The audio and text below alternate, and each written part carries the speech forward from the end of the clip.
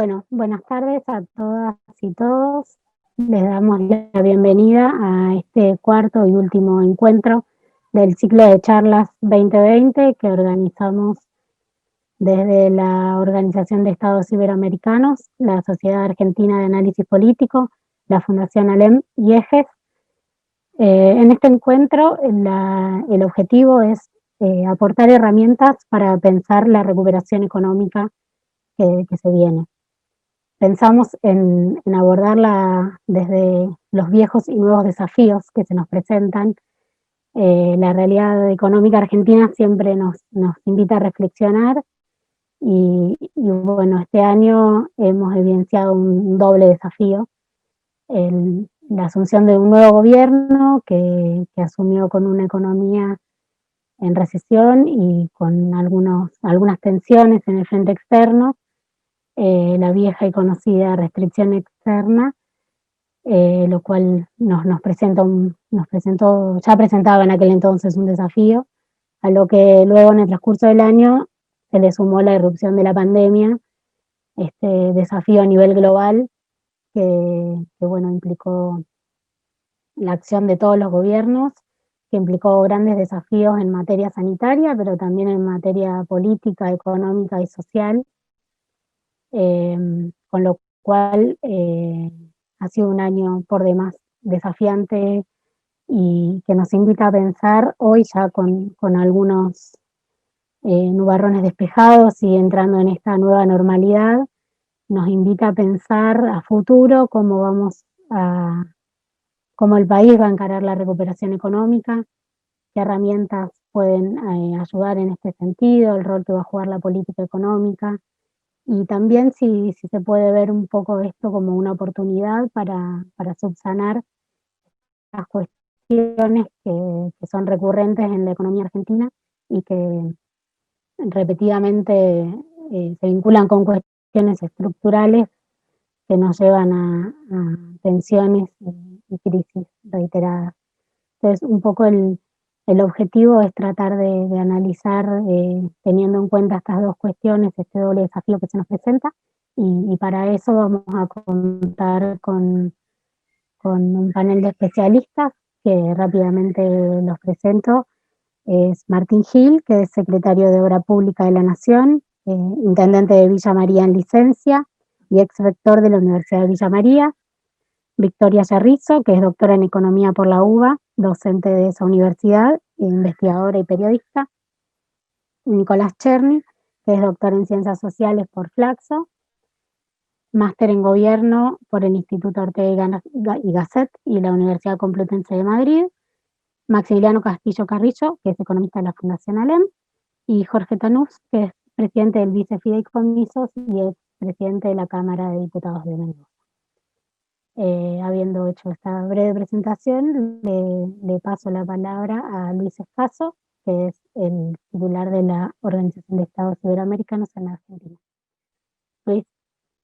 Muchas gracias, Martina. Para nosotros es un placer volver a encontrarnos y encarar este cuarto y último encuentro de estas sesiones de trabajo que venimos desarrollando en conjunto con la Fundación ALEM, con la Sociedad Argentina de Análisis Político, con los equipos de gestión económico y social, buscando generar espacios donde los problemas que son comunes puedan ser abordados desde distintas miradas, bajo una lógica de diálogo, de intercambio de ideas, de consenso y de disenso en función de las distintas apreciaciones que va teniendo cada uno de los panelistas y participantes que han pasado por este formato, por este ejercicio, que este año ha sido virtual, pero que en años precedentes ha sido presencial, lo cual ha sido en ambos casos experiencias bien interesantes. Recuerdo cuando recibimos a Martín Guzmán como un experto hacia el año pasado, cuando creo que él poco podía imaginar que iba a terminar siendo ministro de Economía de la Nación, y dado que estamos hoy hablando de economía, bueno, tal vez estemos en presencia con los actuales expositores de un futuro ministro o ministra de Economía en breve, ¿por qué no? En cualquier caso, no es casual que en este último encuentro y ya de cara al inicio del año que viene, con muchas expectativas, mirando distintos cambios que se están dando, no solo en el aspecto de salud, con la aparición de las vacunas diversas y con la posibilidad ya cada vez más concreta de darle un cierre a esta pandemia, por lo menos en términos epidemiológicos, estemos asistiendo a una serie de cambios en el contexto internacional que claramente van dando un nuevo formato al lugar donde se sitúa la Argentina. En primer lugar, y creo que el hecho más destacado a nivel mundial es el triunfo de Biden en las elecciones y una eventual desescalada en el conflicto económico con China, la concreción del Brexit, finalmente ya con acuerdo, y la partida de Inglaterra de la Unión Europea, el enfoque y la fuerza que le está dando la Unión Europea a la economía verde, y hay un masivo plan de recuperación, el rol que está jugando Rusia y Argentina en este contexto.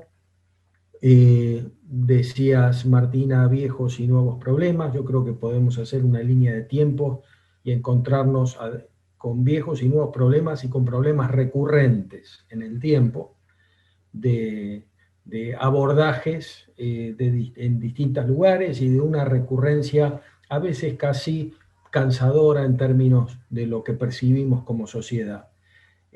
Por otra parte, un país con un gran dinamismo, con un sector industrial instalado, con universidades, con un capital humano importante, con una infraestructura que siempre es insuficiente, pero comparativamente con el resto de América Latina no deja de ser interesante, con tecnología nuclear, con puertos, con trenes, con carreteras, etcétera.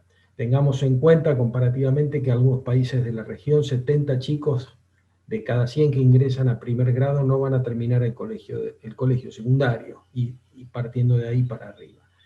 En el marco de todos estos desafíos, de estos problemas antiguos y nuevos, de sectores que han sido muy golpeados por la pandemia y otros que han sido beneficiados, como el sector de la innovación, las nuevas tecnologías y demás, reitero, no ha sido casual la elección del tema económico en tanto tema central de este último encuentro del año, y con los especialistas que hemos convocado y a quienes les agradecemos particularmente.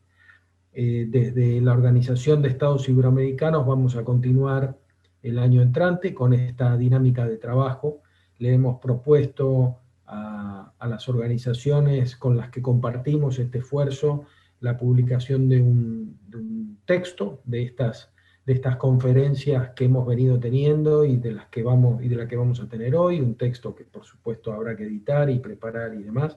Creo que va a ser interesante en el futuro tener un registro de cómo hemos percibido en el tránsito esta situación pandémica desde las distintas ópticas económicas, política, social y de salud. Muchas gracias por la participación de todos ustedes. Gracias especiales a los panelistas por compartir este momento y este espacio con nosotros, y nos estaremos encontrando en breve nuevamente. Bueno, muchas gracias, Luis. Vamos a dar la palabra a Martín de Alessandro, perdón, de la Sociedad Argentina de Análisis Político. ¿Quieres decir unas palabras al comienzo? Gracias, Martina. Desde la Sociedad Argentina de Análisis Político, que es la asociación que nuclea a politólogos y politólogas a nivel nacional, estamos también muy contentos de haber llegado a este cuarto encuentro de este segundo ciclo de conversaciones junto con la OEI, la Fundación Ejes, la Fundación ALEM.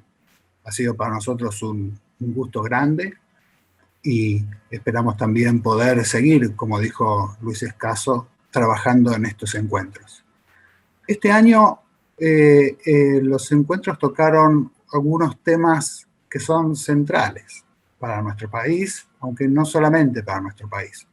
En el primero se conversó sobre política exterior, en el segundo sobre el mundo del trabajo, en el tercero sobre el Estado, y ahora en este cuarto sobre recuperación económica. Todos estos temas son, por supuesto, insisto, temas centrales, pero son temas centrales que requieren ahora darles una nueva mirada, un abordaje diferente, porque son nuevos y viejos, porque son recurrentes, porque abren una cantidad de problemas que están mucho más interrelacionados con otros problemas de nuestra sociedad, están más imbricados, necesitan de distintos saberes.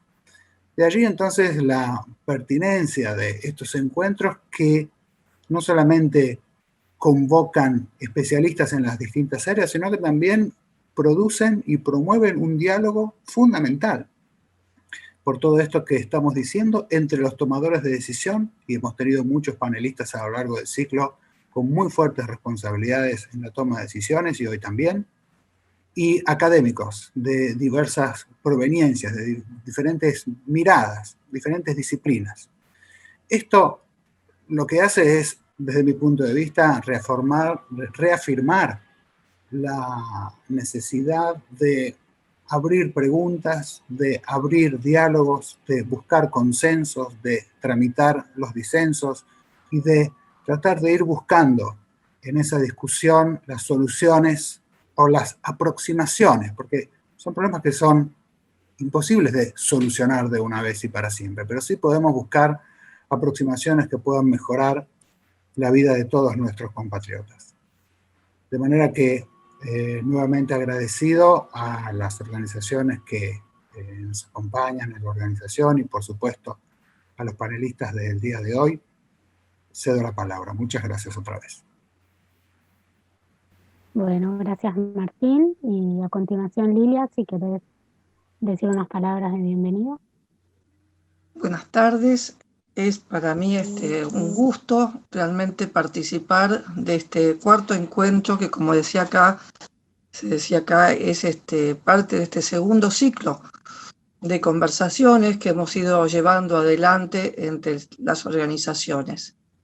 Yo quiero significar la importancia que tiene este espacio como un espacio de construcción de un diálogo informado, donde, digamos, concurrimos quienes tenemos responsabilidades dentro de partidos políticos y que a su vez también tenemos compromisos con el conocimiento y con la necesidad de la construcción de política pública que esté fundada en evidencia.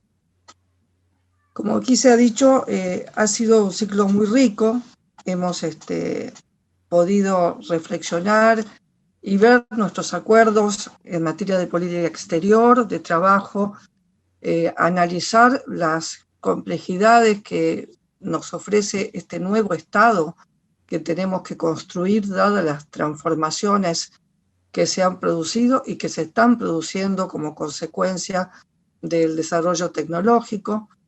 Y hoy nos toca abordar esto que tiene que ver con un gravísimo problema que nuestro país arrastra ya hace más de 10 años. Es decir, un país en decadencia, en el sentido de un atraso de su aparato productivo, un país que hace 10 años que no crece, que no logra los acuerdos necesarios como para poder impulsar una agenda productiva, atravesado también por una crisis de su federalismo, que no es nueva. El modo de hacer el capitalismo en la Argentina ha tenido por característica durante muchos años una centralización de las actividades productivas y grandes problemas periféricos que se han ido, digamos, cada vez profundizando más.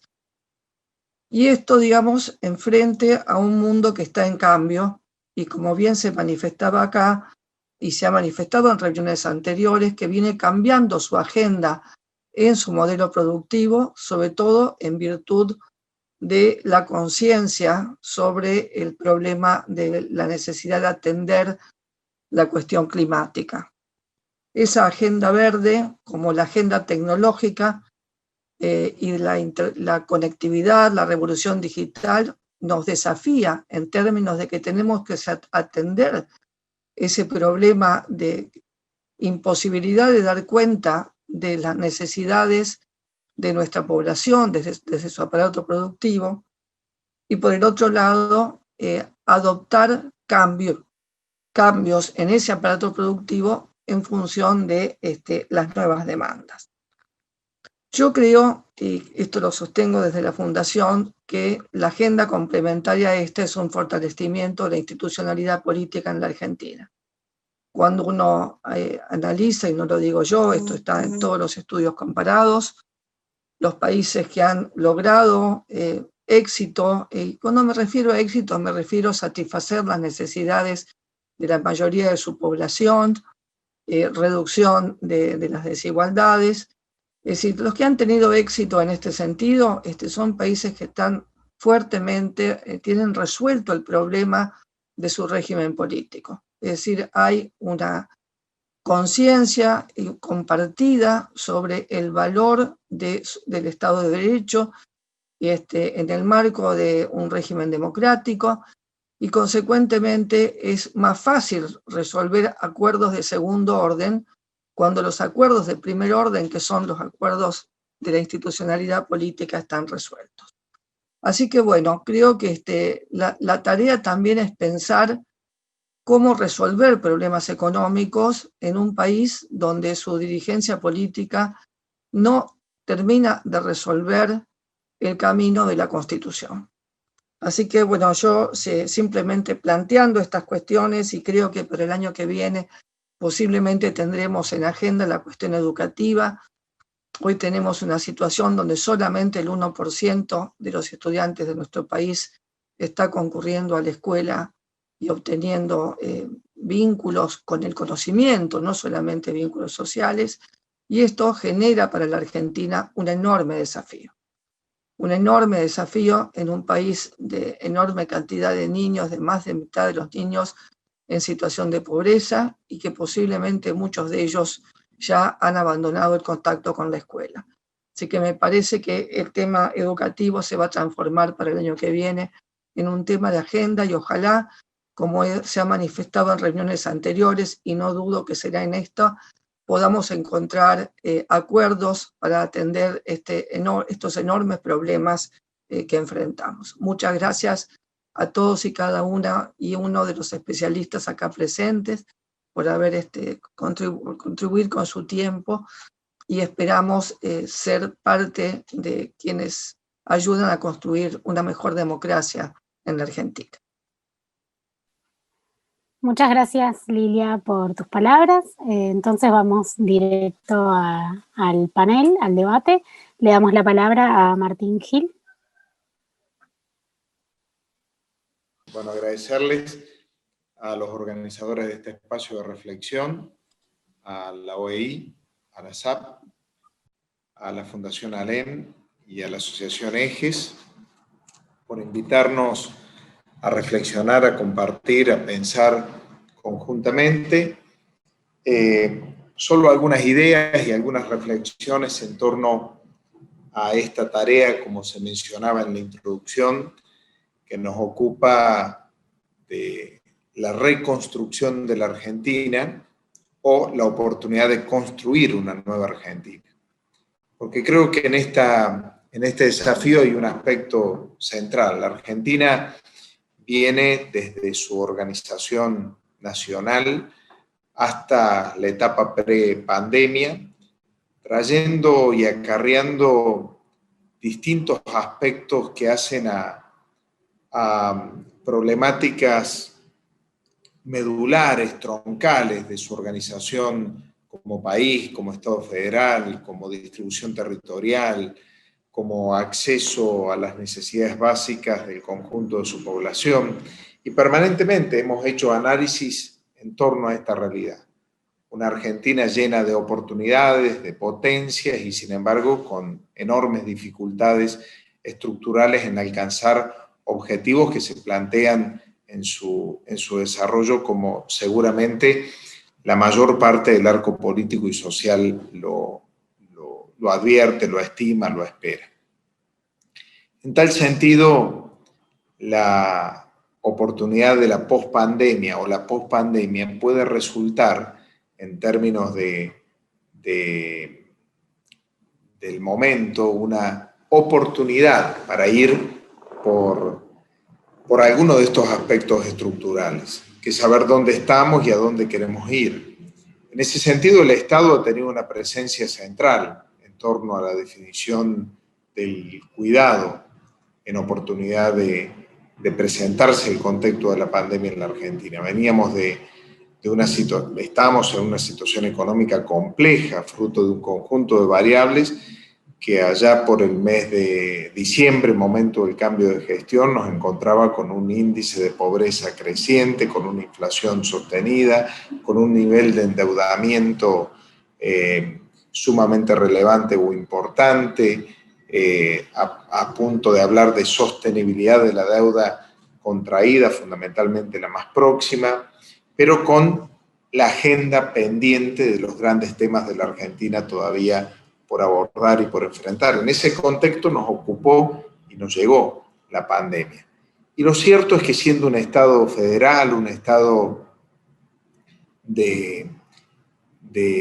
marcado muchas veces por el desencuentro, fuimos capaces, como dirigencia social y dirigencia pública, de generar consensos en el marco del contexto de la pandemia y volver a tener un Estado que ocupara un rol central en la administración de los protocolos, en la construcción de políticas transversales, en el fortalecimiento del sistema sanitario, en la previsión del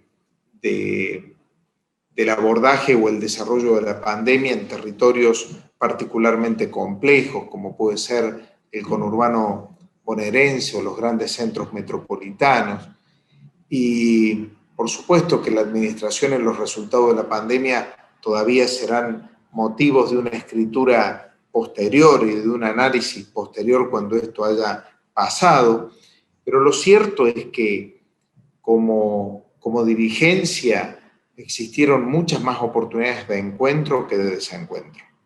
Y existieron políticas asociadas, compartidas, aun cuando existió una sistematización en el hostigamiento de promover la división, el enfrentamiento, las múltiples opiniones, la respuesta fue claramente la coordinación de estrategias y de políticas.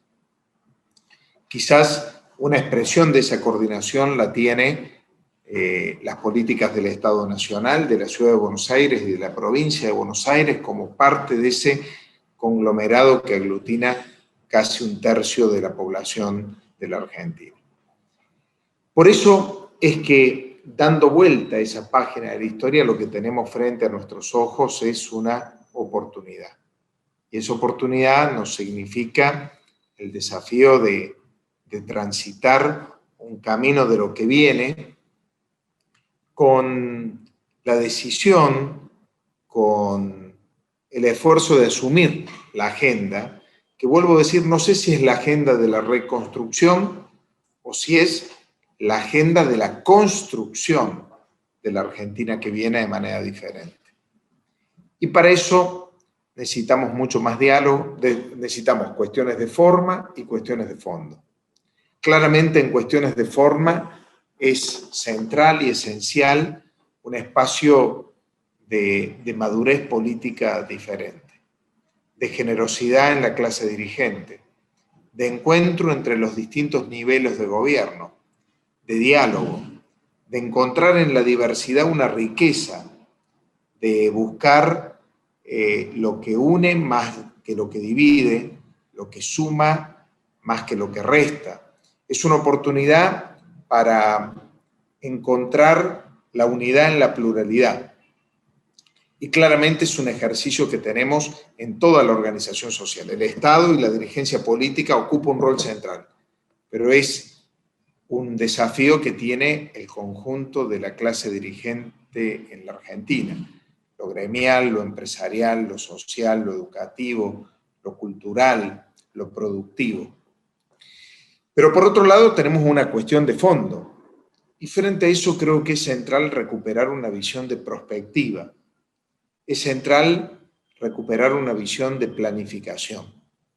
Es central salir de la improvisación para ir a lo que medularmente no significa solo una oferta y una demanda llevada al sistema de la acción pública, sino que signifique pensar claramente lo que la Argentina necesita llevar adelante para tener una matriz distinta.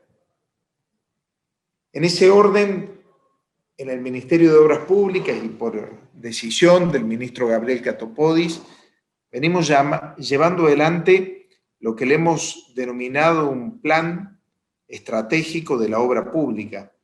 No solo pensando la obra pública en cabeza de este ministerio, sino la inversión de capital en su conjunto, lo que hace al desarrollo de las provincias, del área energética, del área del hábitat y, por supuesto, de manera primaria, lo que hace a la obra pública. Y hemos partido de 4 grandes ejes en este diseño estratégico. Por un lado, la producción y el empleo con una perspectiva federal. En segundo lugar, la infraestructura para el desarrollo. En tercer lugar, la profundización del derecho al cuidado y al desarrollo respetuoso y sostenible. Y en cuarto lugar, la Argentina 4.0 y el fortalecimiento institucional. Básicamente estos 4 ejes estratégicos los estamos volcando a la interpretación de 4 grandes estrategias de intervención que hemos denominado, y cada una de esas estrategias de intervención responden a un eje estratégico. Esa escala de intervención la representamos en el concepto de Argentina soberana, en el concepto de Argentina urbana, en el concepto de Argentina rural y de Argentina ACE. Bajo esas 4 grandes escalas estamos desarrollando un conjunto de programas sectoriales desde la reflexión, no solo para planificar lo que hace falta, sino para dar un sentido a lo que estamos haciendo en torno a un objetivo estratégico. Y en ese sentido, dentro de lo que es Argentina soberana, estamos redefiniendo la discusión sobre la matriz de movilidad y transporte, por ejemplo, no solo en lo que son las rutas que se necesitan para nuestra interconexión, sino también, por ejemplo, lo que son los corredores bioceánicos o corredores logísticos. En segundo lugar, el desarrollo del soporte logístico para nuestro país, un territorio tan extenso, con todo lo que esto significa, desde la carga, la descarga, desde la vinculación de las rutas con lo ferroviario. En tercer lugar, la conectividad en materia eléctrica, en materia de gas y de fibra óptica. En cuarto lugar, la reconfiguración de la matriz energética. En quinto lugar, lo hídrico, tanto en acueductos o en vías navegables, como también en las nuevas áreas de riego. Y en sexto lugar, y por supuesto, el derecho al agua. Y en sexto lugar, las obras de manejo ambiental. Estos 6 grandes programas sectoriales representan la clave de una Argentina soberana en orden al eje estratégico de la producción, del empleo, del fortalecimiento federal y de la infraestructura para el desarrollo. La segunda escala de intervención es la Argentina urbana y la Argentina rural. Y en ese sentido estamos básicamente en el diseño de la consolidación de los servicios urbanos, la expansión de las redes del cuidado para la mujer, para la primera infancia, para la infraestructura de salud. La experiencia de la infraestructura sanitaria en estos meses ha sido tan intensa, conocer de las debilidades, que un poco nos hace plantearlo como un eje central hacia adelante. También la recalificación de las áreas centrales en su vinculación y fortalecimiento a la actividad comercial, la construcción de ciudades centrales del conocimiento, el fortalecimiento de la matriz productiva y también el tratamiento ambiental en torno a esos dos grandes escalas de intervención de la ruralidad y del urbano. Y en cuarto lugar, Argentina hace, que básicamente tiene que ver con la transferencia de recursos a otras áreas de intervención, fundamentalmente los gobiernos locales, en el protagonismo, en esa proximidad entre la necesidad de la gente y la rapidez de intervención del Estado, básicamente en el fortalecimiento de los gobiernos locales.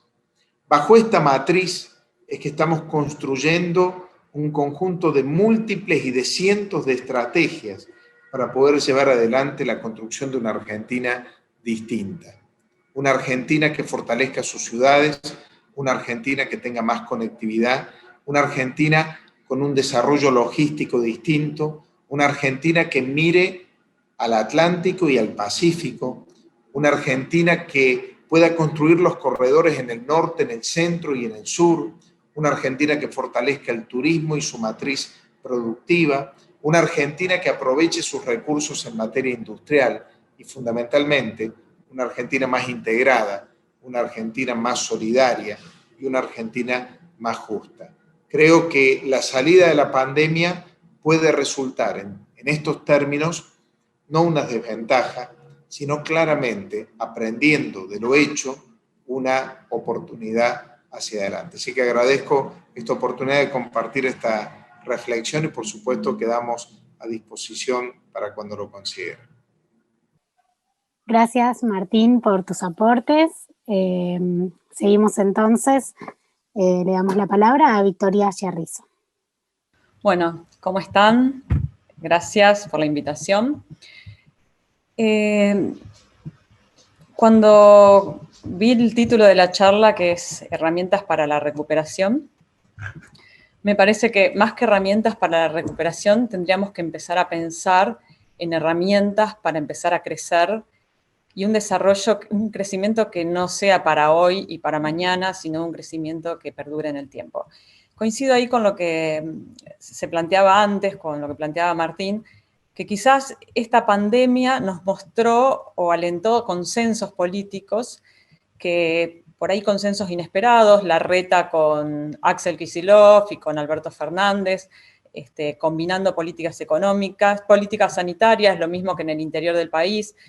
Y esto nos muestra que en realidad es posible un consenso político, porque sin consenso político es muy difícil pensar el consenso económico, ¿no? Sobre todo cuando uno habla de crecimiento, cuando uno habla de desarrollo, y cuando uno mira que en realidad la economía argentina está como una especie de círculo, ¿no? Porque por un camino o por otro, todos los gobiernos de derecha, más de izquierda, de centro, con todos los gobiernos aplican medidas diferentes, pero finalmente terminamos en el mismo lugar. Terminamos en el mismo lugar, que es inflación, crisis financieras, crisis cambiarias, ataques especulativos contra la Argentina, recesión, pobreza, desempleo.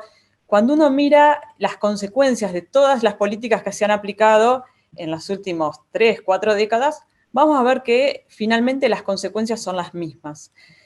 Entonces, ahí uno piensa, bueno, el detonante de todas las crisis son financieras, porque cuando empieza el ataque especulativo contra la Argentina, cuando empieza el movimiento contra el peso, es cuando explota la economía. Sin embargo, cuando uno mira más atrás, ve que ese es quizás el detonante, pero no es la causa. La causa más profunda es una causa fiscal, son causas productivas, y sobre todo los problemas productivos que tiene el país. Entonces acá me quiero detener en 3 cosas que me parece importante repasar cuando hablamos de crecimiento y cuando hablamos de recuperación. La primera es por qué es tan importante el crecer más que el recuperar. La segunda tiene que ver con los tiempos. ¿Cuánto tiempo nos queda para empezar a pensar en el crecimiento y en la recuperación? Y la tercera es el cómo nos vamos a recuperar, o sea, cómo queremos crecer. En el primer caso, creo que el por qué necesitamos pensar ya en crecimiento y desarrollo y no en recuperación, porque partimos de una base tan baja que por más que el año que viene tengamos un rebote de la economía, vamos a seguir viendo que los niveles de actividad económica no nos van a permitir resolver problemas como la pobreza, resolver problemas como el desempleo, la inflación, o sea, nos va a servir simplemente para salir del fondo al cual llegamos este año a partir de la pandemia. Por lo tanto, lo que tenemos que hacer es crecer, pero crecer más a largo plazo y crecer a tasas mucho más rápidas de las que empezamos a mostrar los años de crecimiento que tuvimos desde el 2011 hasta ahora, ¿no? Porque hasta el 2010, 2011, Argentina venía creciendo, los años de crecimiento eran crecimientos fuertes, y a partir de ahí empezamos a combinar años de crecimientos y años de caídas muy parecidos a esos años de crecimiento. Por lo tanto, tenemos que empezar a pensar en este crecimiento más de largo plazo, y quizás la pandemia nos da esta oportunidad de sentarnos con los distintos partidos políticos a pensar y a definir una agenda, ¿no? En segundo lugar, tenemos que pensar que el tiempo nos juega en contra. Y nos juega en contra porque este año renegociamos la deuda, por lo tanto, esto nos da una ventana de tiempo, pero si este gobierno no logra generar dólares, no logra resolver los problemas productivos, dentro de 3 años vamos a estar en el mismo punto que hoy y vamos a tener que volver a sentarnos a renegociar deudas, a estar al límite del default, y nuevamente vamos a tener estos golpes financieros y cambiarios contra la Argentina, que todos estos golpes o cada uno de estos golpes deriva en menos inversiones locales y menos inversiones extranjeras, en menos producción, porque el productor, en vez de producir, empieza a protegerse, a guardar los pesos, a guardar los dólares, y en todo nos elimina este clima de negocios que se necesita para que la economía pueda invertir, que la economía pueda crecer, ¿no? Entonces, el tiempo se nos acaba. Obviamente que Argentina siempre se recicla, ¿no? Se acaba el tiempo y algo pasa, de alguna manera encontramos la forma de poder volver a empezar. Pero esas volver a empezar terminan siendo costosos porque las consecuencias las vemos en los sectores sociales y en los sectores más vulnerables. Y acá entonces llegamos al tercer punto. ¿Cómo lograr este crecimiento, que más que recuperación sea crecimiento, que dure en el tiempo y que lo podamos lograr rápido?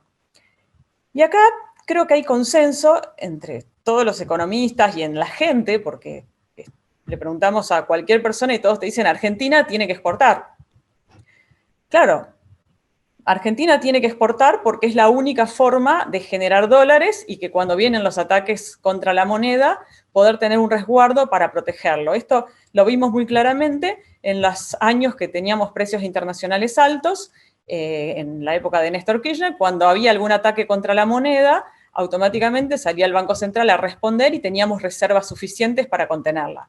Entonces Argentina, por su historia, por el temor que hay a las devaluaciones, por la costumbre de la gente para resguardarse en el dólar, que esto no es un problema cultural, es un problema histórico, pero es un problema derivado de cosas como es los ataques constantes, las devaluaciones constantes, las hiperinflaciones. Entonces, la forma que encontró la gente de protegerse. Por lo tanto, necesitamos que ingresen dólares o necesitamos abultar las reservas del Banco Central. Y esto lo podemos hacer de 3 formas: exportando más, captando inversiones en dólares, que pueden ser inversiones internacionales, o inversiones locales, también de todas aquellas empresas o gente que tiene ahorros en dólares, ya sea en el país o fuera del país, o bien teniendo un saldo neto de dólares positivo, ¿no? O sea, eso implicaría exportar menos, podríamos mantener las exportaciones en estos niveles e importar menos, y bueno, va a ser más lo que entra que lo que sale de dólares, y esto permitiría mejorar la situación de dólares o la situación cambiaria del país. Por estas 3 vías, cuando uno piensa en la última, la vemos que es un poco inviable. Es inviable por 2 cosas. Primero, porque el mercado interno de la Argentina es muy chico. Argentina necesita ampliar sus mercados para poder tener niveles de producción que sean compatibles con altos niveles de empleo, que sean compatibles con menores niveles de pobreza y que sean compatibles con empezar a retirar al Estado de la economía, ¿no? Porque muchas veces se critica o se habla de la fuerte incidencia del Estado, y la realidad es que la incidencia del Estado también está relacionada Con que el sector privado no crea empleo y con que el sector privado no puede resolver los problemas sociales. Cuando uno mira esto, dice, bueno, hay que recortar el gasto público. Sí, tenemos que recortar el gasto público en aquellas áreas por las cuales tenemos fugas de dinero, como puede ser la corrupción, la burocracia. En esas áreas podemos hacer recortes, pero hay otras áreas que tienen que ver con el gasto social, con el gasto en educación, que hoy no lo podemos recortar porque el sector privado no lo va a suplir. Entonces, cuando uno mira esta vía, dice, bueno, esta vía es muy difícil de aplicar. Por otro lado, cuando uno piensa, bueno, tenemos que traer inversiones extranjeras, pero para traer inversiones extranjeras necesitamos garantizarle a los inversores estabilidad, necesitamos garantizarles reglas de juego que no se cambien en el tiempo. Como decían antes, necesitamos garantizarles o mostrarles que hay instituciones fuertes, y el inversor extranjero generalmente mira al inversor local. O sea, es muy difícil que el inversor extranjero venga si no ve que los locales también invierten. Argentina tiene muchísimas áreas que son atractivas para invertir, desde el área de energía, áreas como la acuicultura, y podemos mencionar el turismo, el sector de software, sectores metalmecánicos. Hay muchísimas áreas donde Argentina es rico y donde Argentina tiene empresas importantes. El sector de bienes de capital, nosotros somos muy dependientes de los bienes de capital. En algún momento supimos tener una industria donde se producían máquinas, herramientas con tecnología. Sin embargo, esa industria se cortó y quedamos muy atrasados. Hoy, si queremos reconstruir esa industria, necesitamos muchísimas inversiones. Por otro lado, cuando uno piensa que podríamos ir a un proceso de sustitución de importaciones para depender menos del mundo, para que se nos vayan menos dólares, también vemos que eso es un camino no de corto plazo, es un camino de mediano y hasta largo plazo, excepto algunos sectores puntuales que pueden sustituir rápido. El resto de los sectores es muy difícil porque supongamos que hoy decimos, bueno, vamos a empezar a producir bienes de capital. Para eso necesitamos tecnología que no tenemos, para eso necesitamos inversiones que tampoco las tenemos. Entonces, hoy lo que se está haciendo para sustituir importaciones o para impulsar este proceso, sobre todo es con la intervención del Estado. Hoy hay un montón de programas que se lanzaron desde el sector público para subsidiar o dar créditos económicos a empresas de áreas como innovación, economía del conocimiento, bienes de capital. Todo esto, lo que pasa que también son programas que muchas veces tienen patas cortas porque después no son monitoreados desde el Estado y el dinero termina siendo usado, por ejemplo, los créditos baratos para otras cosas, para gastos corrientes o para otras cosas de la empresa, porque tenemos un sector empresarial hoy que está con muchísimos problemas financieros, ¿no? Entonces, creo que este proceso de sustitución de importaciones que se quiere plantear hoy es un proceso lento y además nos obliga a tener muchos controles, ¿no? Porque con este tipo de cambio, la realidad es que hoy conviene más importar o conviene mucho importar, por lo tanto, lo lleva al gobierno a tener que controlar, y es muy difícil que sea el gobierno eficiente en el control de importaciones, sobre todo porque es un gobierno nuevo. Si fuera un gobierno que ya viene haciendo este proceso de control de importaciones, quizás tendría la agilidad para que este proceso sea más rápido, ¿no? Pero la realidad es que son experiencias en las cuales hay que ir aprendiendo. Y esto ya lo está viendo el sector productivo, porque hay escasez de muchísimos insumos, y esa escasez no toda es por la especulación con el dólar o con una devaluación, sino que buena parte de esa escasez es porque están trabadas las importaciones, ¿no? Bueno, ahí me están diciendo que quedó un minuto. Entonces, nos queda una vía, y esta vía es exportar, salir a exportar. Argentina tiene que exportar. Argentina hoy exporta 20.000 millones de dólares menos de lo que se llegó a exportar en el año 2011, que fue el pico de la exportación. Entonces, cuando uno dice, bueno, pero todos sabemos que tenemos que exportar más, pero en los gobiernos, cada gobierno que sube dice lo mismo, tenemos que exportar más, pero nadie sabe cómo hacerlo. Entonces, acá cuando uno mira experiencias de otros países, ve que para exportar, en realidad, no es solamente armar mesas de exportadores, capacitaciones o programas desde el Estado, que hay muchísimos programas privados y públicos para impulsar las exportaciones, pero en los hechos, el exportador no puede exportar. ¿Y por qué? Porque los impuestos son altos, entonces, obviamente que eso desincentiva. Hay muchos que llaman a esto el Estado exportador, porque buena parte de la exportación finalmente termina en las arcas del Estado. Y por otro lado, todos los costos logísticos que se hablaba antes, o sea, el transporte en una economía como la Argentina, donde, por ejemplo, no hay acuerdos con el Pacífico, donde las vías fluviales están subutilizadas, son muy caros. Entonces se necesita intervención del Estado también, reconstruyendo infraestructura para que a las empresas argentinas les convenga exportar. Y acá, para terminar, quiero hacer dos reflexiones. Una es que si uno mira cómo está compuesta el sector empresario, vamos a ver que tenemos casi 850.000 empresas en la Argentina, de las cuales solo 9.000, 9.500 están inscriptas como exportadoras hoy. Pero de esas importadoras no hay más de 4.000, 4.500 exportadoras, perdón. Por lo tanto, vemos que la exportación en Argentina es muy baja, pero por otro lado falta esta cultura exportadora. O sea, el exportador no sabe o no sabemos cómo lograr que salgan al mundo, cómo resolver todas las burocracias que hay en el puerto para exportar. Y otra cosa que suele pasar es que cuando el tipo de cambio es alto, el exportador prefiere vender en el mercado interno porque es mucho menos problemático que vender afuera. Entonces, creo que hay muchísimas cuestiones que tienen que ver con la exportación que hay que resolver para pensar en una economía que crezca, que el desarrollo sea sostenible y que dentro de 3 años no volvamos a tener un ataque cambiario y financiero contra el país. Acá termino, creo que me pasé 1 minuto o 2. Muchas gracias, Victoria, por tu intervención, por tus aportes. Ahora le damos la palabra a Nicolás Cherny. Bueno, muchas gracias, Martina. Gracias por la invitación a la OEI, a la SAP, a la Fundación ALEM y a EGES por invitarme a este panel muy, muy interesante.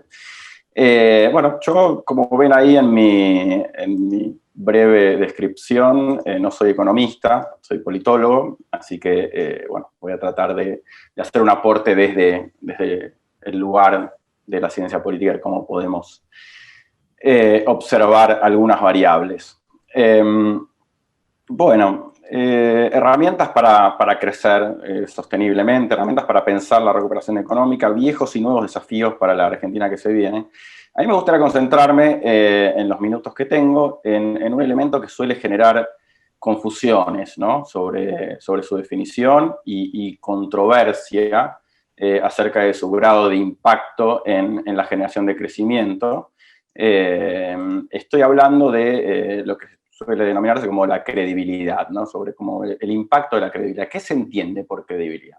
Una forma de entenderla puede ser como algo así como la capacidad de dar señales verosímiles a distintos actores de la economía sobre el rumbo hacia donde el gobierno pretende dirigirse, ¿no? O sea, puede ser una definición de credibilidad, seguramente hay muchas, pero, digamos, tampoco puede significar cualquier cosa la credibilidad, ¿no? Es decir, que los actores de la economía crean que los objetivos macroeconómicos del gobierno, de la agenda, del programa de estabilización o del plan, o como quiera llamarse esto, que pretende el gobierno llevar adelante, son consistentes y son cumplibles, ¿no? Es decir, que eso sea verosímil para los demás actores que están en el entorno de la economía y cuya colaboración necesita el gobierno, cuya cooperación necesita el gobierno para que la economía funcione, para que crezca, para que se dinamice.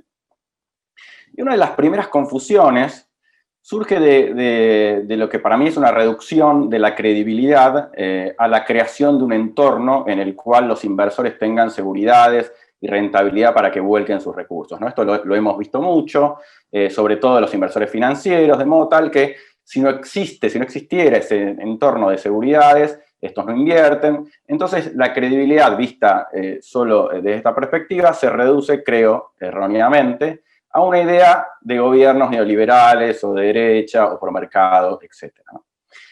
Sin embargo, la credibilidad, entendida como la capacidad de dar señales verosímiles sobre un programa macroeconómico, es sobre todo una herramienta para coordinar expectativas, ¿no? Para coordinar expectativas de actores cuya colaboración, como decía recién, es necesaria para crecer.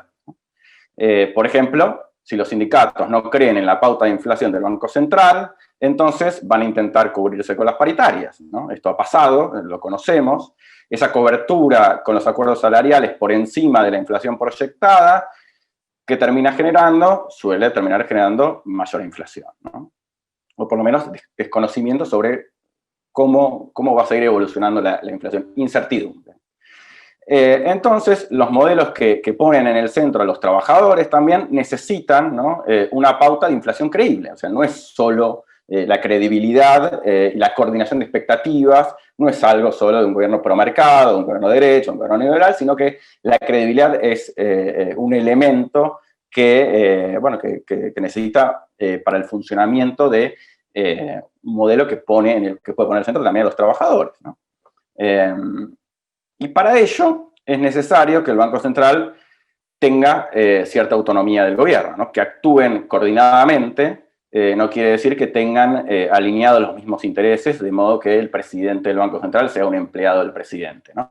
Con una pauta de inflación del Banco Central independiente del gobierno, el gobierno mismo tiene un elemento para protegerse de esas coberturas de los sindicatos por encima de la pauta inflacionaria, ¿no?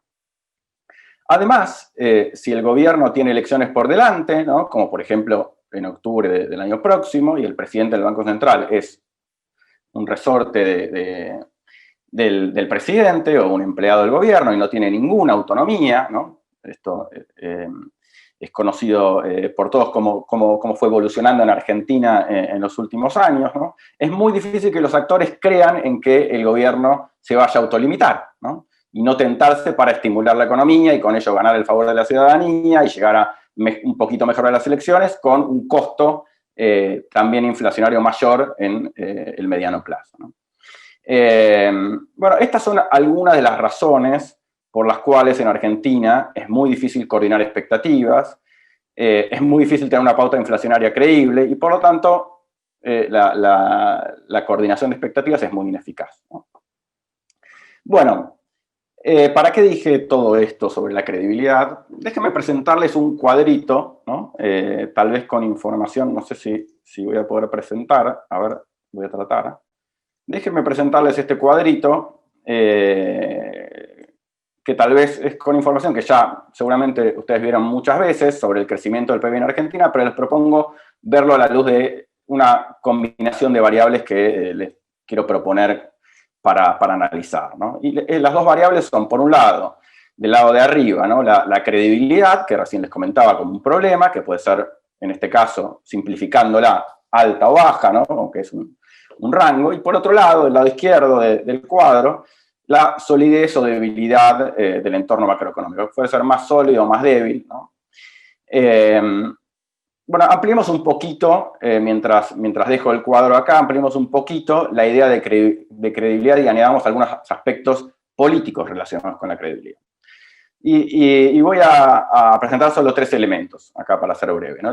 Primero es que en la credibilidad, como la presenté hace un ratito, influye la capacidad para tomar decisiones, ¿no? Eso depende de la capacidad para construir mayorías parlamentarias, y de otras capacidades de la presidencia para tomar decisiones, como el poder de decreto, ¿no?, para que sea creíble que la agenda legislativa que tiene un presidente pueda transformarse en decisiones. Un presidente que no puede tomar decisiones es un presidente en, digamos, un entorno en el cual la credibilidad no es precisamente alta, ¿no?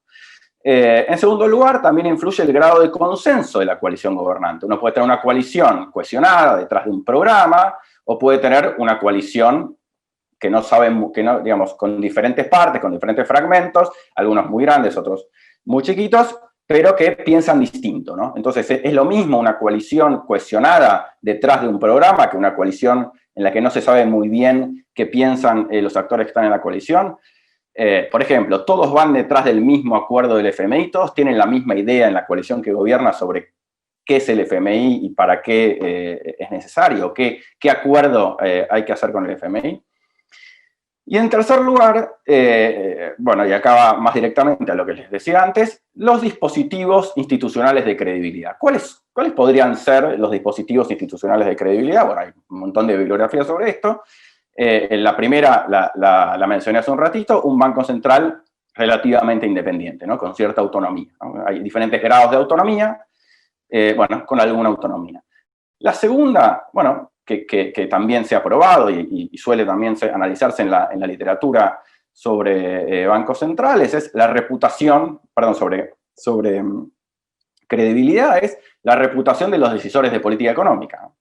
La reputación a veces suele funcionar o suele pensarse como un elemento que puede generar credibilidad. Los cambios de ministros, ¿no? Muchas veces los cambios de ministros, los cambios de presidente del Banco Central, los cambios de elencos gobernantes en el área económica, muchas veces están asociados a mejoras en la reputación, alineadas o no con un rumbo de política económica al que se aspira, ¿no? Y el tercer aspecto, que también ha sido utilizado, Argentina es un gran experimento de todos estos elementos, la historia argentina, es un dispositivo cambiario, ¿no? Que compre credibilidad con una moneda extranjera, ¿no? Bueno, todos tenemos, si bien ya pasaron algunos años, pero creo que todos aquí tenemos claro qué fue la convertibilidad y qué pueden dar los tipos de cambio fijo, ¿no? Los dispositivos cambiarios que, utilizando una moneda creíble, ¿no? Una moneda como el dólar o como el euro, permite actuar como un equivalente funcional de una credibilidad que una moneda local no tiene, ¿no? Bueno, la dolarización en Ecuador, la convertibilidad en Argentina, etcétera, etcétera, etcétera. Y incluso oímos a veces propuestas, ¿no? Cuando la moneda se devalúa muy aceleradamente, cuando hay mucha inflación, cuando hay mucha incertidumbre, empiezan a surgir a veces propuestas de, bueno, ¿y si usamos una moneda creíble como ancla cambiaria?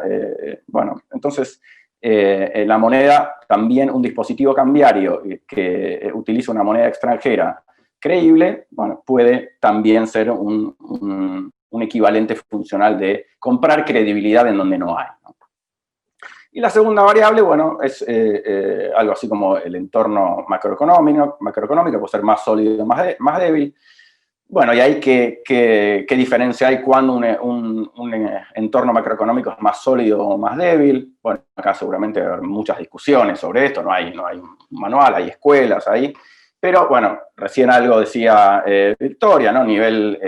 Cuando los precios de las exportaciones de un país están altos, cuando el grado de desalineamiento cambiario no es muy grande, digamos, cuando no hay un tipo de cambio muy apreciado, cuando hay equilibrio fiscal o relativo equilibrio fiscal, cuando hay superávit comercial, cuando hay reservas altas, cuando hay equilibrio en el balance de pagos, cuando el perfil de la deuda pública es sustentable o sostenible a lo largo del tiempo. Bueno, eso, digamos, puede ir indicando que un entorno macroeconómico puede ser más o menos sólido. Bueno, ¿y qué es lo que se ve acá en el cuadrito? Bueno, muy rápidamente. Bueno, vemos que, por ejemplo, en la combinación de más sólido y alta credibilidad, bueno, tenemos algunos años de la convertibilidad, tenemos la post-crisis, ¿no? Entre 2003 y 2006, después tenemos los años en que el entorno macroeconómico continúa sólido, pero la credibilidad va cayendo, como bueno, los años entre 2007 y 2008, que también hay, entre paréntesis ahí, perdón, no aclaré, está el crecimiento promedio del PBI en cada uno en esos años. También tenemos 2010-2011, después tenemos en la parte baja, ¿no? Cuando el entorno macroeconómico es más débil, cuando esas variables que mencionamos recién sobre el entorno macroeconómico empiezan a tener problemas. Y bueno, ahí está 1984-85 antes del plan austral, 88-90 con la hiperinflación, 2001-2002 también en momento de crisis, 2009 con la crisis internacional, y ahí también tenemos 2012-2015 donde empieza a caer, se estanca la economía, y esto, salvo con ese rebote en el año 2016-2017, continúa luego en 2018-2019. Bueno, dos conclusiones para terminar. ¿El mercado siempre gana? ¿O cuándo gana el mercado, ¿no? El mercado gana siempre, salvo en situaciones excepcionales, ¿no? Cuando no hay credibilidad, pero la economía puede crecer, y bueno, cuando en el cuadrante de un entorno macroeconómico más sólido y dispositivos de credibilidad baja, hay años de crecimiento, ¿no? Entonces, ¿qué se necesita para crecer aún teniendo dispositivos de credibilidad poco poco sustentables o de baja credibilidad, bueno, se necesita por lo menos un entorno macroeconómico sólido. Entonces, cuando hay recursos para generar un ambiente macroeconómico saludable, como decía Victoria, cuando se puede exportar más, cuando hay un tipo de cambio competitivo, cuando la inflación es baja, cuando hay superávit gemelos, ¿no? Es decir, cuando hay un ambiente macro que permite coordinar expectativas que la credibilidad en sí misma no puede. Entonces, para terminar, ¿tenemos hoy un entorno macroeconómico sólido? ¿Hoy? ¿O esperamos tenerlo en el futuro cercano? A mí me parece que hoy claramente no lo tenemos, ¿no? Y como decía, me parece con los interrogantes que plantea Victoria, no sé si lo vamos a poder tener en el futuro cercano. ¿Tenemos hoy dispositivos de credibilidad capaces de generar una alta credibilidad y señalizar y coordinar expectativas? Y mi respuesta a esa segunda interrogante es que creo que también hoy, lamentablemente, tampoco lo tenemos, ese dispositivo de credibilidad. Así que esta es mi presentación. Muchas gracias. Gracias, Nicolás, por tus aportes. Ahora le damos la palabra a Maximiliano. Bueno, muchas gracias por la invitación. Buenas tardes a todos, y particularmente a las cuatro entidades que me convocaron para compartir este panel tan interesante. Yo venía preparado para hacer una presentación, pero nunca puedo dejar de extraer lo que van comentando los panelistas previos, y voy a tratar de tomar algunos conceptos que me parecen importantes. Lo primero que quiero decir es un poco dónde estamos. Quiero tomar ahí un comentario que hizo Lilia al principio de la presentación, sobre efectivamente que Argentina es un país que hace 10 años o más que no crece, que cae su PBI per cápita, y que no solo no ha podido contener la inflación, sino que además no ha podido contener la pobreza, y en algunos casos ha aumentado la pobreza desde que la podemos medir correctamente. Y bueno, eso es un desafío muy significativo, digamos, y que se potencia con los resultados de la pandemia. O sea, no podemos dejar de caracterizar dónde nos deja la pandemia hoy. Hoy la pandemia nos deja, y la gestión de la pandemia y la gestión de la cuarentena particularmente, nos deja en una situación donde Argentina, en Latinoamérica, salvo Perú y Venezuela, y Perú muy cerca, Argentina es el país que peor desempeño de crecimiento económico va a tener, y es el país de peor desempeño sanitario también en la región, luego de Perú. Entonces, eso potencia claramente los desafíos que tenemos para adelante. Y creo que ahí también vale la pena reflexionar un minuto sobre qué es lo que ha ocurrido este año, ¿no? Porque me parece que también la gestión de la pandemia y la cuarentena no ha sido, desafortunadamente no ha sido buena, y nos deja en un lugar mucho más vulnerable, porque mi impresión es que no se ha internalizado los menores márgenes de acción que tenía nuestro país, y que en gran medida son exógenos al nuevo gobierno, pero el nuevo gobierno tenía muchos menos márgenes de acción que que muchos de los otros países, y nosotros tomamos medidas muy restrictivas. Y bueno, eso nos deja en este lugar, con este desempeño económico tan malo, y con un desempeño fiscal que Victoria y Nicolás mencionaron ahí, como al pasar, como tangencialmente, pero con un desempeño fiscal también muy malo, ¿no? Según tomo las proyecciones del presupuesto nacional, que se acaba de aprobar con el cierre previsto para este año,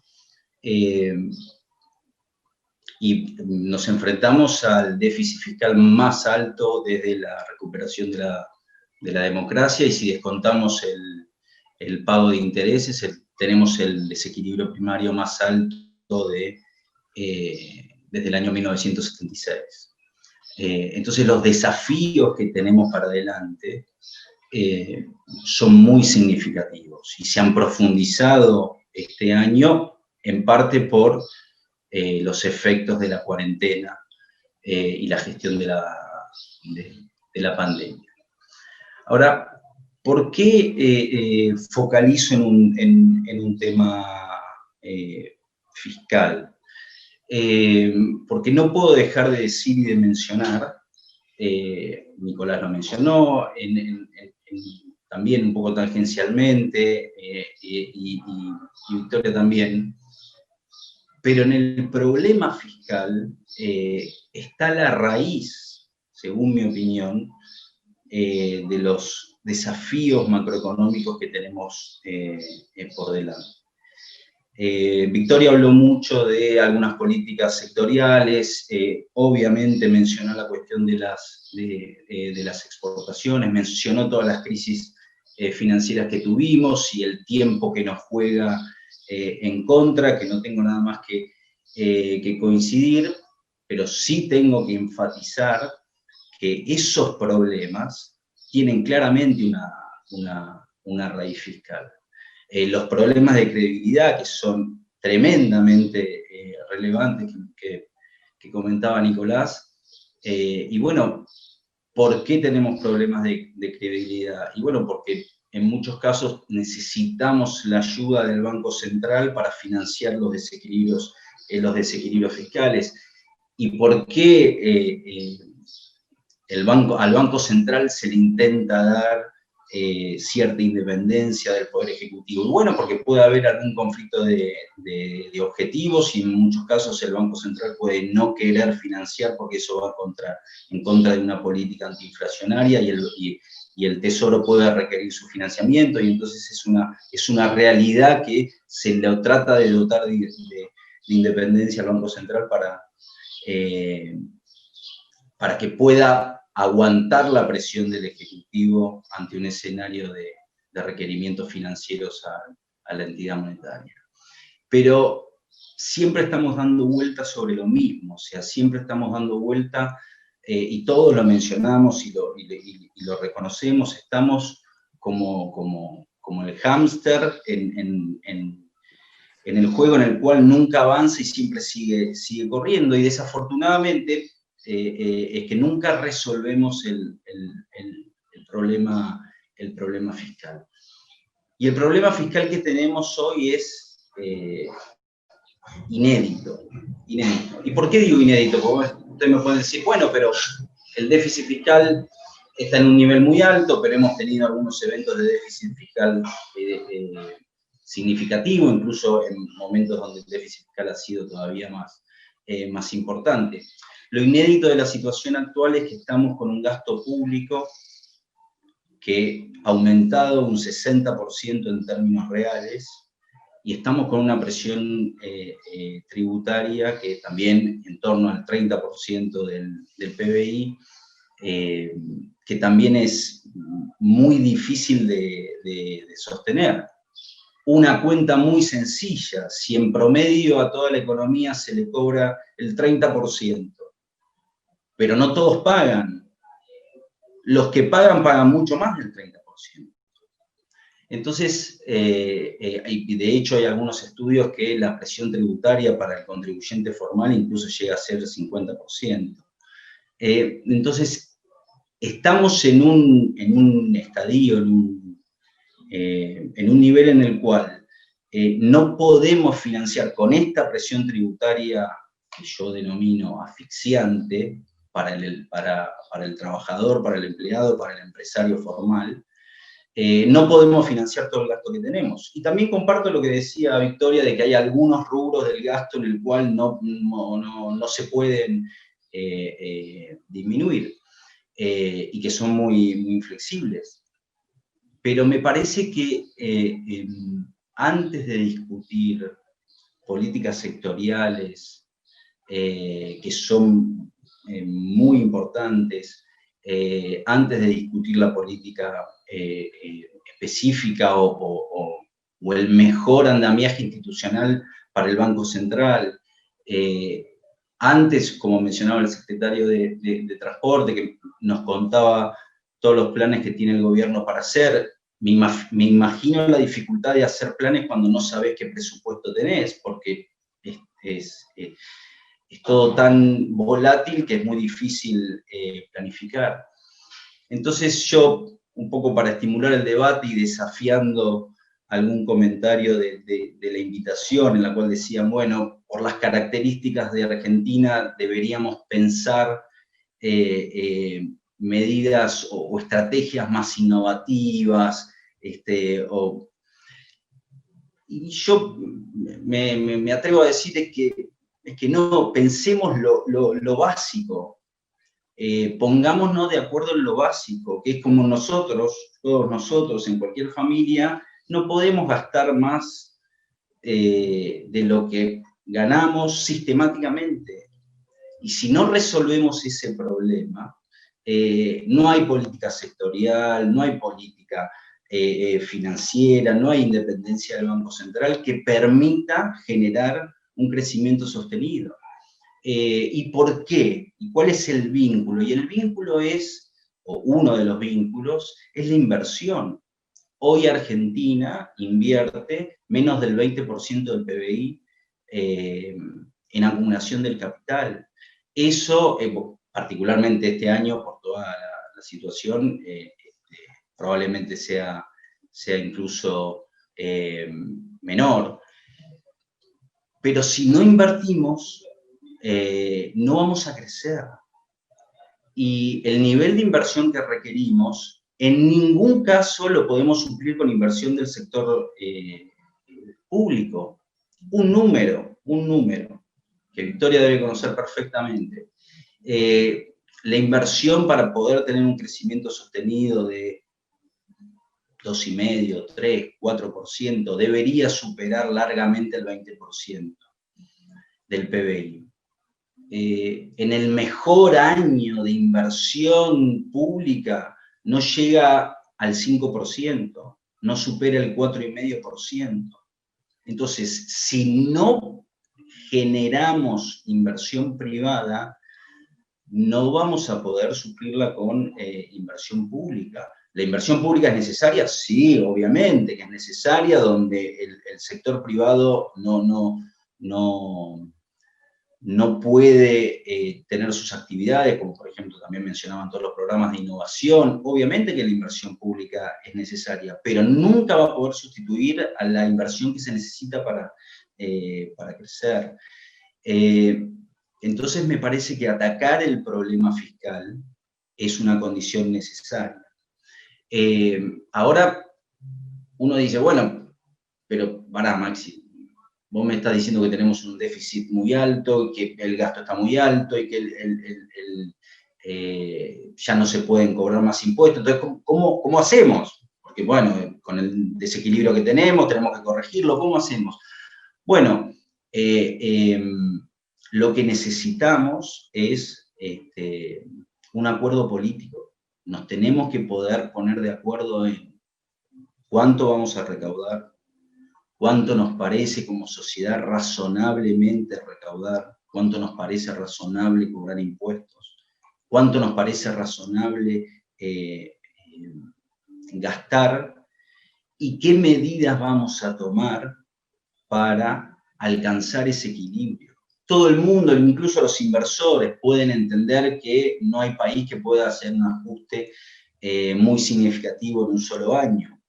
Lo que cualquier inversor va a querer ver es que el gobierno, con un acuerdo político importante, muestre el camino, muestre las medidas que va a tomar para alcanzar ese objetivo, y a medida que eso se vaya logrando, se va a poder ir ganando la credibilidad que mencionaba Nicolás, que también coincido que es muy importante. Porque si no tenemos credibilidad y no podemos conseguir este acuerdo básico para resolver este problema estructural y que se repite históricamente y que nunca hemos podido resolver, bueno, difícilmente podamos tener políticas sectoriales consistentes y difícilmente podamos crecer a mediano y a largo plazo. Muchas gracias. Muchas gracias, Maximiliano, por tu intervención, y finalmente le damos la palabra al último orador, que es Jorge Tanús. Bueno, muchas gracias, Martina.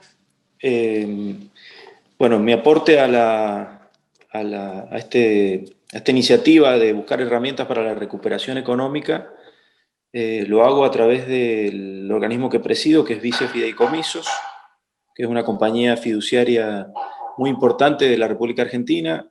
Diría que es la compañía fiduciaria más importante de negocios fiduciarios y una de las más importantes de Latinoamérica. En esta compañía el Estado argentino ha confiado una herramienta muy importante para la concreción de muchos proyectos, no solamente con capacidad financiera, sino con capacidad de ejecución de obras importantes y de un despliegue territorial muy grande en todo el país.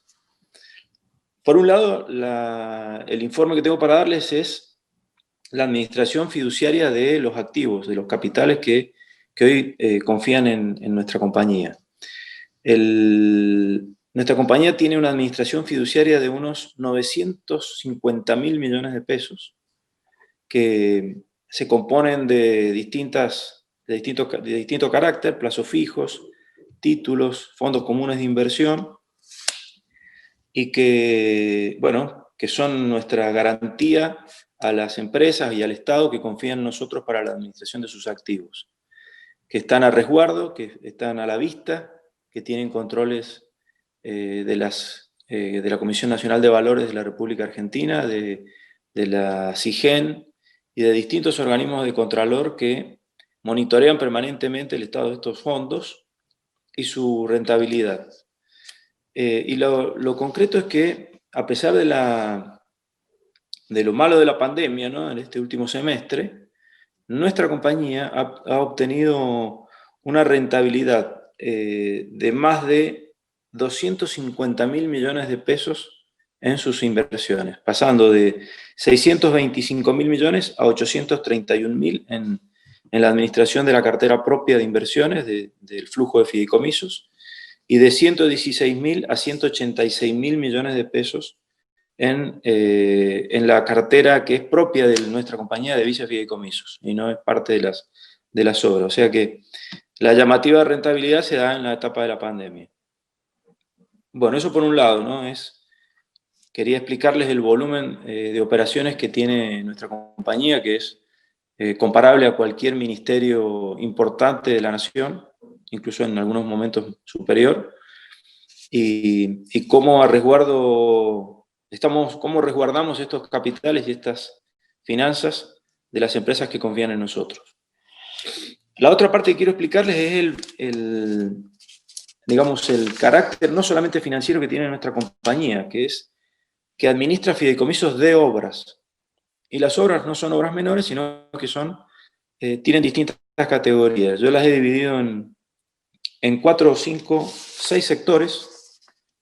En primer lugar, los fideicomisos de gas, que son emprendimientos de ampliación de gasoductos, construcción de nuevos gasoductos, principalmente en la zona norte y en la zona sur, que son los lugares más postergados de la República Argentina y desde donde, si se quiere, desde la cuenca de Neuquén, que es la principal proveedora, se establecen las redes para construir fideicomisos y construir redes de gas que lleguen a esas zonas.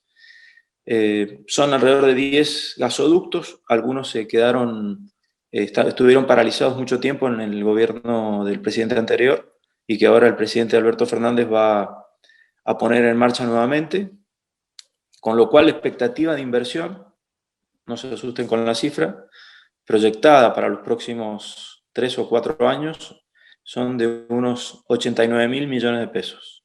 En esto interviene el Estado con la Secretaría de Energía, interviene muchos cargos fijos que le crean a los usuarios para poder alimentar un fideicomiso, y también en algunos casos el esfuerzo de muchas provincias que reciben este beneficio, las provincias del norte, las provincias del sur principalmente. El otro rubro en el cual intervenimos activamente en el mercado, y este te digo es el más grande, es el rubro energético, complementario al gas, con 3 tipos de energía: inversiones en energías renovables, eólica, solar, inversiones en energía eléctrica, construcción de presas, transporte de media y alta tensión, redes de alta tensión, y energía térmica con energía nuclear y energía de combustión, digamos. Por ejemplo, la ampliación de la central de embalse de Córdoba y la construcción de centrales térmicas muy importantes de energía nuclear. Bueno, acá la inversión es diversa. En la potencia de este rubro, digamos, de la empresa, y que tiene mucho que ver el Estado argentino y muchas empresas emprendedoras de este tipo de energías y de negocios, hace que nosotros tengamos una inversión proyectada, mucha en ejecución, ya desarrollada en obras y mucha por desarrollarse, de 620.000 millones de pesos. Eso es... Yo soy mendocino, eso es casi 3 veces el presupuesto general de la provincia de Mendoza. Lo doy como ejemplo porque sirve para valorar, digamos, lo que hay y la expectativa que hay en el tema de energías eléctricas, renovables y en la energía térmica, ¿no? Por otro lado, bueno, a una escala menor, voy bajando la escala, ¿no? Son las inversiones que hay en telecomunicaciones. Tenemos fideicomisos con Argentina Digital por más de 10.000 millones de pesos. Esto hace al progreso, a la conectividad, digamos, y nuestra empresa hace su aporte en la administración de fondos y obras que tienen que ver con esto, con la conectividad. Ingresa también en esto la administración de programas de vivienda en todo el país, de este a oeste y de norte a sur, en 6, 7 provincias que están más activas en el tema. La inversión en viviendas llega a los 8.900 millones de pesos, del cual el 70% están concluidas y el 30% restante lo vamos a concluir, entiendo, en el próximo año 2021. Y en nuestra intervención también se agregan la administración de puertos. Nosotros participamos del fideicomiso que administra el puerto de Bahía Blanca y también de obras municipales, de municipios que han ingresado al negocio fiduciario para direccionar recursos y mejorar la infraestructura urbana de sus ciudades. Por ejemplo, la Municipalidad de Córdoba, que emitió valores, los invirtió en vicefideicomisos, aportó recursos y hoy está en un plan de urbanización muy interesante. Y también otras ciudades más chicas como Tierra del Fuego y General Roca en Río Negro. Estamos trabajando también para incorporar nuevos municipios de la provincia de Buenos Aires, y esto seguramente va a ser en los próximos meses. Así que bueno, eso es la parte del volumen de obras y el flujo de recursos que pasan por nuestra compañía, que es muy importante. Y dejo para el final, si se quiere, lo más contemporáneo, o la parte, digamos, que hizo reaccionar de una manera muy dinámica al gobierno argentino cuando comenzó la pandemia, que fue después del 20 de marzo, todos recuerdan, y que fue que el presidente Alberto Fernández, a través de la jefatura de gabinete y del ministro de Producción, Matías Culfas, diseñaron un programa de créditos muy importante para toda la Argentina, el programa de créditos de asistencia a las pymes, a las pequeñas y medianas empresas, en el cual el Estado argentino, del Tesoro argentino, transfirió 30.000 millones a nuestra compañía para usarlos como garantías de un sistema de créditos de alrededor de 93.000 millones de pesos, que se hizo con todos los bancos del país, de norte a sur y de este a oeste, en todas las provincias, y al cual accedieron aproximadamente 60.000 empresas, pequeñas y medianas empresas, para obtener financiamiento, un alivio, digamos, a sus cuentas y al sostenimiento del empleo de su personal, y en muchos casos los que tenían un mejor pasar para mejorar su capital de trabajo, y en algunos casos reconvertirse, ¿no? Transformarse en un determinado rubro, a un rubro más sanitario, más acorde a las demandas en este último semestre del país. Eso es, digamos, lo más contemporáneo, que también ingresó a nuestro sistema de administración financiera y nuestro flujo de recursos, y hemos tratado de hacerlo con la mayor transparencia posible. Y en esto cerramos el semestre, digamos, fines de septiembre, con una línea de créditos también importante que lanzó el Ministerio de la Producción, y en este caso intervino también el Banco Central de la República Argentina y la AFIP, la Administración Federal de Ingresos Públicos, que fue la línea de créditos para monotributistas y autónomos que estaban en una situación de inactividad total, sobre todo en los primeros 2 meses de la pandemia. El Estado argentino puso a disposición 106.000 millones de pesos para créditos a tasa cero para distintas escalas de monotributistas. También esto fue direccionado a través de nuestra compañía a todo el país, y la cifra es bastante importante, ¿no? 540.000 argentinos recibieron créditos de esta manera, de una manera muy dinámica, con solamente su tarjeta de crédito y sin ni siquiera tener una actividad presencial en los bancos. O sea, como conclusión, nosotros administramos los recursos que confían en nosotros con solvencia financiera, establecemos transparencia y una línea muy potente de inversión de norte a sur y de este a oeste en distintos rubros de la economía. Y por último, hemos generado esta línea de créditos excepcional para pymes y para monotributistas, que son alrededor de 600.000 créditos en 6 meses. Y esto, a modo de comparación también, nuestra compañía trabajó en el mismo sistema de créditos para las pymes. En el año 2018 y 2019 se entregaron alrededor de 1.800 créditos. Y en el semestre de la pandemia en la Argentina pudimos entregar alrededor de 700.000 créditos, con lo cual la cifra es impactante, pero bueno, nos puso a los argentinos a trabajar en estas cosas para paliar el efecto de la pandemia, y bueno, y este ejercicio que nos queda nos va a ayudar mucho para después de la pandemia. Muchas gracias, Jorge, por tu intervención, y con la intervención de Jorge habríamos terminado la lista de oradores. De nuevo agradecerles a todos y todas las panelistas. Fue muy interesante la jornada.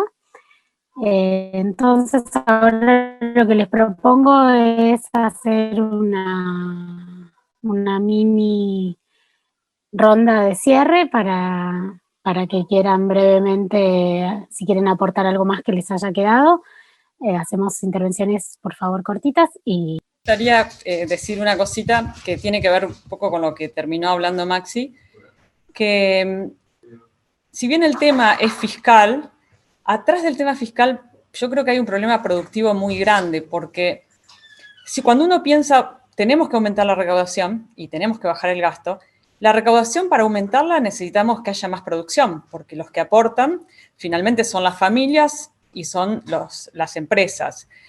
Y para bajar el gasto también necesitamos que el sector productivo cree empleo, que el sector productivo contribuya a toda esta economía social para que el Estado se pueda ir retirando. Entonces, por eso yo creo que acá la solución fiscal, la solución financiera viene desde el lado productivo. Y entonces yo vuelvo al tema de las exportaciones, y vuelvo a esto porque el mercado nuestro es un mercado muy chico, entonces es muy difícil resolver el tema productivo solo pensando en el mercado interno.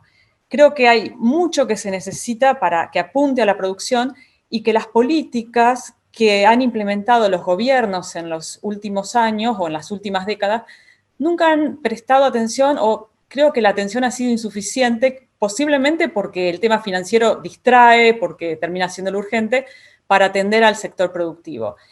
Entonces, me parece que esa es la prioridad, y que eso es ahí es donde hay que buscarle la vuelta. Por otro lado, es cierto que hay cosas del Estado que podemos cortar, muchísimas, ¿no?